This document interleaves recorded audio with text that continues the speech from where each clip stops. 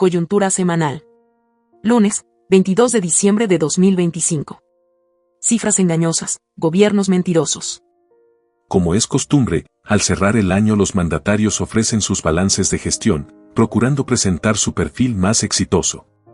Algunos llegan al extremo de la farsa, la mentira y el engaño. La ciudadanía como mercado.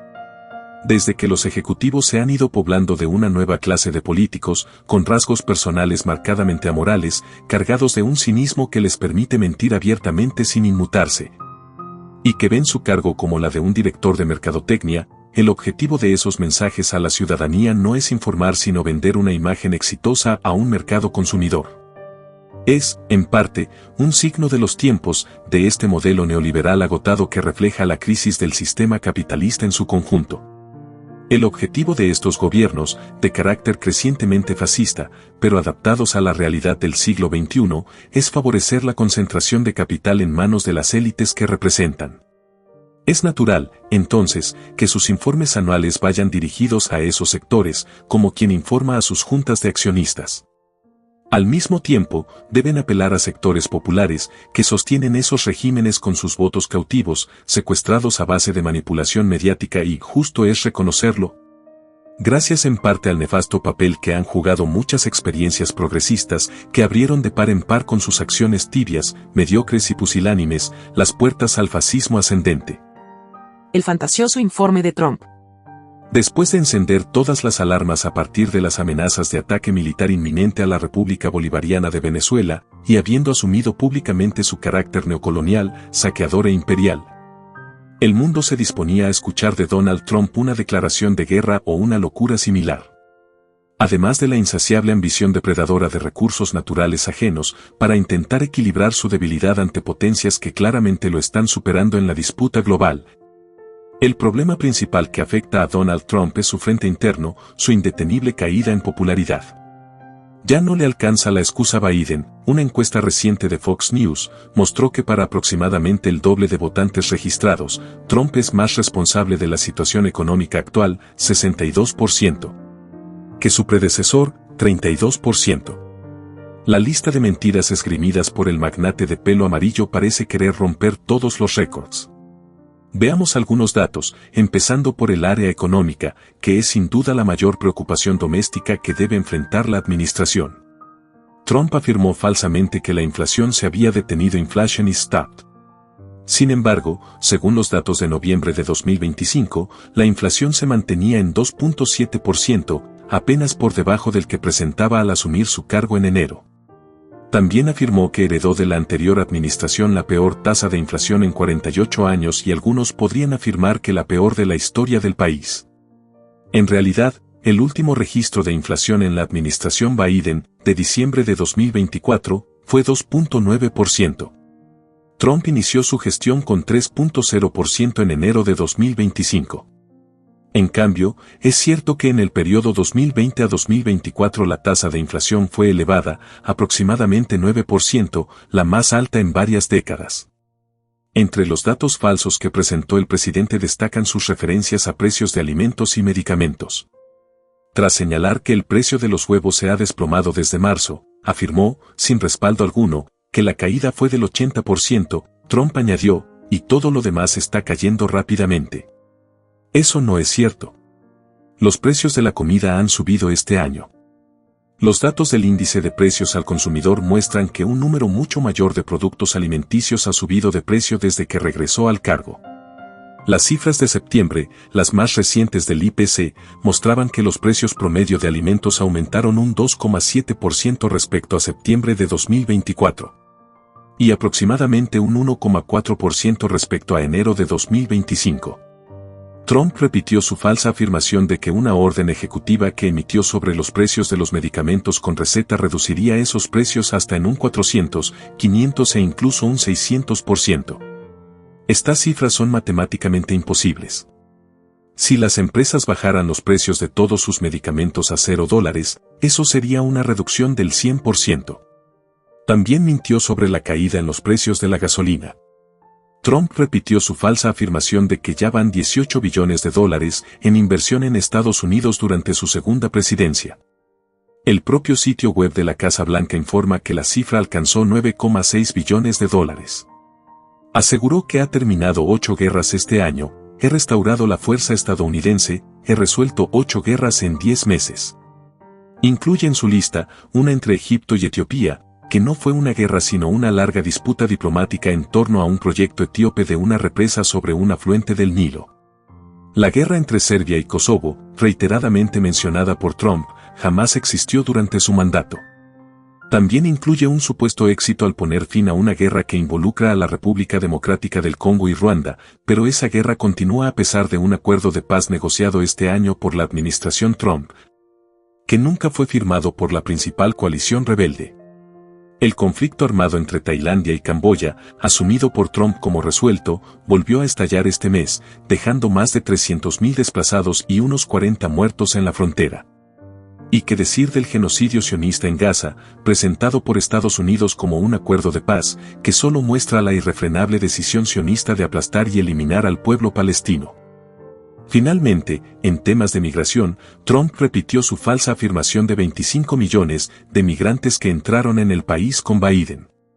Hasta diciembre de 2024, el gobierno federal había registrado menos de 11 millones de migrantes durante esa administración, incluyendo millones que fueron expulsados rápidamente del país. Son muchas más las mentiras que fue capaz de esgrimir en 20 minutos de discurso sofocante y leído a toda velocidad y con frecuentes errores de dicción, pero sin duda son más las preocupaciones de los asesores por la imagen y la popularidad presidencial que por las posibles mentiras descubiertas por la prensa. El discurso de lacayo. Si un mandatario emula y supera las mentiras emitidas por Trump, ese es el dictador salvadoreño, su títere incondicional y enemigo acérrimo de los enemigos de aquel. Su nivel de sumisión resulta ya indiscutible y para vergüenza de su pueblo, figura además entre los gobernantes que han traicionado la unidad y solidaridad latinoamericana y caribeña. La defensa de la autodeterminación y soberanía de nuestros pueblos, para alinearse a los intereses neocoloniales del imperio, no solo de forma discursiva sino en complicidad práctica, cediendo territorio nacional a las necesidades imperiales. Pretendió en algún momento liderar el movimiento de extrema derecha que avanza en América Latina, pero solo afianzó su fama de represor y carcelero al servicio del imperio. La situación económica de los hogares salvadoreños es la preocupación central de la población. Ante ello no hay respuestas, porque no es para eso que los gobiernos de las oligarquías llegan a administrar los asuntos del Estado. Como en Estados Unidos, también en El Salvador los ricos se siguen haciendo más ricos. El presupuesto 2026 recién aprobado, profundizará el desempleo, que registra despidos masivos en salud y la reciente supresión de al menos 72 plazas de la Procuraduría para la Defensa de los Derechos Humanos. La justicia es aún más dependiente del Ejecutivo al sufrir una reforma constitucional de la que, en parte, son culpables los propios magistrados afectados. Con su complicidad durante años avalaron mecanismos que hoy facilitaron al legislativo pasar, con dispensa de trámite, nuevas reformas constitucionales en un solo día. Y eliminar la asignación obligatoria del Estado de otorgar un porcentaje mínimo del presupuesto, 6%, al órgano judicial. Un día después de aprobar la mencionada reforma a la Constitución, los mismos que prometieron no reducir el presupuesto judicial, y pese a que el cambio aún no ha entrado en vigencia, recibieron y aprobaron una solicitud del Ministerio de Hacienda para recortar 164.2 millones de dólares de la asignación del próximo año a justicia. Estas acciones constituyen un paso más en el desmontaje de los acuerdos de paz de 1992. La asignación permanente al órgano judicial tenía a la base garantizar su independencia del resto de poderes del Estado. Esta garantía se aplasta con las nuevas decisiones de una dictadura que sigue ocultando la verdad, como lo hace cada uno de los gobiernos de extrema derecha que se imponen en el continente. El nuevo plan de gastos aprobado no lucha contra el hambre, lo amplía, no favorece mejoras salariales, precariza los ingresos, asegurando salarios de miseria y la ampliación de la pobreza en el mediano plazo. Oculta las asignaciones para salarios en la Asamblea Legislativa, mientras reduce fondos para educación y salud, y aumenta la propaganda de casa presidencial y los gastos de defensa. Ante las críticas cotidianas a la situación económica, el dictador anunció durante un evento público, nuestra economía este año crecerá arriba del 4%. Eso no lo dice todavía el BCR, Banco Central de Reserva, pero vamos a crecer arriba del 4%, a principios de año dijeron que creceríamos 2.5% y todo mundo dijo, que bajo. Solo el 2.5%. Pero vamos a crecer arriba del 4%, aseguró. El presuntuoso mensaje presidencial recuerda otro, poco tiempo atrás, al firmar un acuerdo con Finlandia para apoyo en recursos educativos, cuando afirmó que la educación en El Salvador será como la de Finlandia. Lo peor no es la fantasía y la mentira, sino el hecho que miles compran esa falsa ilusión. Mientras el fantasioso mundo de las redes sociales presidenciales habla de crecimiento del consumo, olvida mirar los mercados y las tiendas de todo el país, donde brillan por su ausencia los consumidores, que hoy hacen malabares para planificar las reuniones de fin de año con ingresos de miseria. Un estudio del economista Óscar Cabrera Melgar, presidente de FUDESEN, Fundación para el Desarrollo de Centroamérica, y expresidente del BCR, dejó claras las diferencias entre lo propagandizado y la base material sobre la que se asienta el aparente crecimiento, que el economista estima en 3.1% para 2025. Cabrera lo resume así: el consumo privado se sostiene, pero descansa sobre un pilar externo. La frase desnuda la vulnerabilidad estructural de la economía salvadoreña, las remesas. 2.499.7 millones en remesas familiares recibidas en el segundo trimestre de 2025 muestra de dónde llegan los recursos para el consumo. Pero también la extrema volatilidad de los mismos, en especial con las políticas antimigratorias de Estados Unidos, donde residen unos 3 millones de salvadoreños. Para 2026, el estudio prevé una caída del consumo hacia tasas de entre 1.2 y 1.5%. Tampoco el crecimiento, el más bajo de la región y que seguirá en esa tendencia, se asienta en desarrollo industrial sino parcialmente en el turismo como factor estructural. Esto plantea desafíos esenciales para la economía. En primer lugar, la baja inversión externa, la más baja de la región, tampoco garantiza creación de empleos, mucho menos empleos de calidad. El crecimiento también se asienta en gasto público, basado en elevado endeudamiento externo e interno. La deuda pública total consolidada al tercer trimestre de 2025 ascendía a 43.687.9 millones, lo que en el mediano plazo asegura su estancamiento. Al rezago industrial se suma el abandono de políticas hacia el campo, ofreciendo un panorama de crecimiento atrofiado y limitado en el mediano plazo.